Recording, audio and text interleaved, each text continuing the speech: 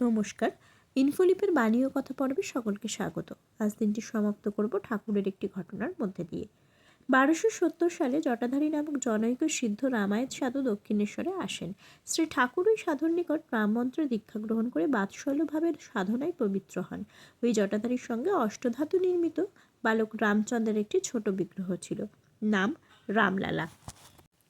ঠাকুরের দিব্য দর্শন হতো যে তার রামলালা চিন্ময় রূপ ধরে খেলা করে বেড়াচ্ছেন, নানাভাবে দর্শন দিচ্ছে, চিরসঙ্গী রূপে সর্বক্ষণ রয়েছে। জটাধারীর নিকট বাৎসল্যভাবে সাধনে দীক্ষিত হওয়ার পর থেকেই ঠাকুরও ডুবে গেলেন এইভাবে। তিনি জটাধারীর কাছে চুপটি করে বসে থাকেন, তন্ময় হয়ে দেখেন রামলালার দিব্য খেলা, দিব্যলীলা। ক্রমে একটা আশ্চর্য ব্যাপার ঘটে যায়। রামলালা আর জটাধারীর কাছে থাকতে চায় না। ক্রমে ঠাকুরের খুব ন্যাওটা হয়ে ওঠে। তিনি যখনই জটাধারীর কাছ থেকে চলে আসবার জন্য পা বাড়ান, রামলালাও তার সঙ্গ নেয়। বারণ করলেও শোনে না, সঙ্গে সঙ্গে আসে নাচতে নাচতে, কখনো বা কোলে উঠবার জন্য বায়না নেয়।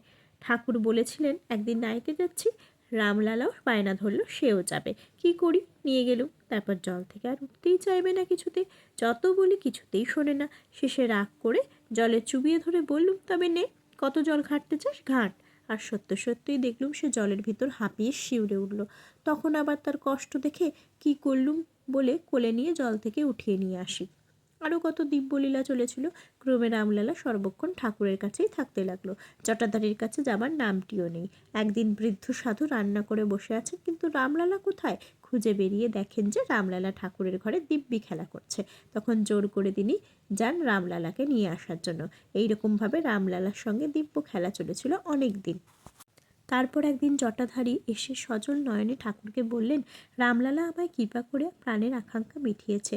যেমনটি দেখতে চাইতাম তেমনিভাবে দর্শন দিয়ে বলেছে তোমাকে ছেড়ে সে কিছুতেই যাবে না, তোমার কাছে সে সুখে আছে, এই ধ্যান করেই আমার আনন্দ হবে।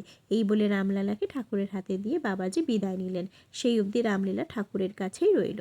সাধারণ চোখে রামলালা একটি ছোট ধাতব মূর্তি, কিন্তু ঠাকুরের কাছে দিব্যলীলাময় চিন্ময় বাল ভগবান। এই দর্শন চর্মচক্ষের দর্শন নয়, ভাবময় চক্ষের দর্শন, দিব্য চক্ষের দর্শন। ভাবচক্ষু ছাড়া চিন্ময়রূপ দর্শন হয় না। তাই ঠাকুর বলেছিলেন, পূজার চাইতে জপ বড়, জপের চাইতে ধ্যান, ধ্যানের চাইতে ভাব বড়, ভাবের চাইতে মহাভাব।